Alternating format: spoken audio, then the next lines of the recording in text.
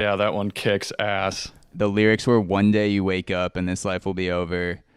Every party must break up for burdens to shoulder. We're dying to live, living to die, no matter what you believe, and all of us cry for the ones we must leave." And I was like, damn, Oh yeah. that's fucking sick. And then it gets even better. So he says, "So go out and live a little. Bone turns brittle and skin withers before your eyes. Yeah. Make sure you give a little before you go to that big unknown in the sky." Yeah, and I checked out the anime films that you mentioned because he has it on clips in YouTube too, and it's like it's The crazy. Sound and Fury. Yeah, it's like so much imagery with weapons and titties and drinking and like psychedelic shit, like Mad Max-esque almost, where you're just like, what kind of fucking world does this guy see when he closes his eyes? Because you wouldn't really pair those two with the type of music he creates, but then you watch the video, and for me, I was thinking, holy shit, this is so different. I didn't even know what to expect or what to think the first time I saw it. I was just kind of paying attention to everything that was going on. Yeah, it's a lot. So yeah, he had completed that whole album. I think on Rogan, he said that he recorded that in like 2017. And then he decided to get in touch with some Japanese anime creators, and that delayed the album release for like a year or two because it was like millions of dollars to make all this anime to sync up with the music. And Yeah. it's a cool thing that I've never seen another artist do. He was in the Navy when he was like young 20s, and I think he spent some time over in Japan in that area, so that's where that influence came from for him. But he's just such a cool guy. Like, I already loved all his music, and then you listen to him on Joe Rogan, and it's like he's just so down to earth, and I feel like he's got more personality than anyone else in music. Yeah, and I mean, he seems like he's super underrated because just from what I've heard, his sound is crazy. He has insane visuals, and he has under a million listeners per month on Spotify. And you would think that, someone like him, because it seems like his following is pretty strong too on Joe Rogan. Like, he always talks about how his fans are at like the absolute best, and people follow him all over the country. There has to be something about him too that he does well, but just isn't mainstream yet for whatever reason. The general public just hasn't latched on to Sturgill Simpson.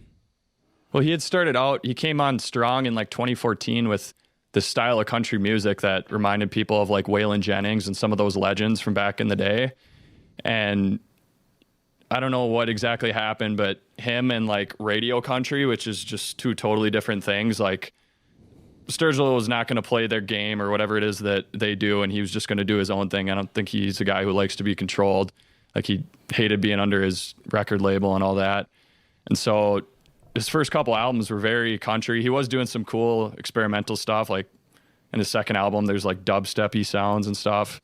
Yeah. And then in his third album, Sailor's Guide to Earth, that's probably my favorite one by him. And that one had a whole horn section throughout it, and the whole thing is addressed to his newborn son. Really awesome album, and that was the one that I started getting into him. I heard his cover of In Bloom by Nirvana. Have you ever heard that? I haven't heard it yet. His cover of it. Yeah, that's amazing. And so that was the song that I just would listen to over and over. And then I saw that his album was up for Grammy of the Year alongside Justin Bieber, Drake, Adele, and Beyonce. I'm like, holy shit, I got to check this guy out. That's a fucking interesting combination right there. Yeah. So then I bought that CD because we were going on a road trip out west to Jackson Hole, Wyoming, and listened to it on the way like numerous times, just over and over. I'm like, I can't believe how fucking good this is. And then, I went back and listened to his Joe Rogan episodes, and I'm like, this guy's just awesome. And then a couple years ago, he was playing a festival like 3 hours from where I live, and me and 11 other buddies went down there, and it was just an amazing weekend. All the other bands there, it was called Hinterland. There were bands like Nathaniel Rateliff and the Night Sweats, Blackberry Smoke, Churches, Tosh Sultana, Tyler Childers, all these unbelievable bands, all this just fantastic music that I didn't even realize existed. Like, I've always been pretty big into older music. I've always felt that like something older that I haven't heard before is just as new to me as something new that I haven't heard before. Yeah.